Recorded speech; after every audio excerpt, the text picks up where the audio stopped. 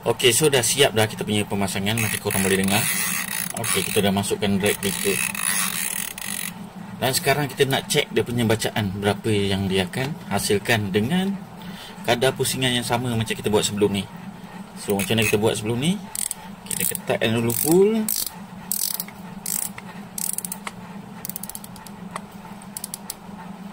Okey, dah full longgarkan 2 kali. Dan kita pusing separuh dulu. Saya ambil yang ni, kita pusing separuh dulu. Okey, dah separuh. Kita tambah 1/4.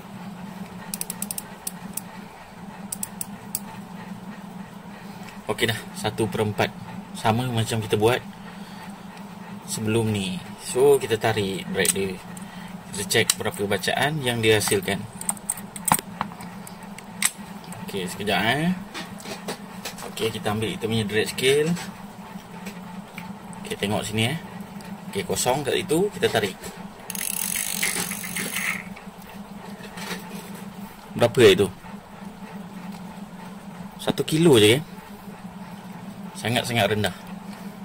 So apa yang kita nak buat, kita akan improve drag washer size tu lah.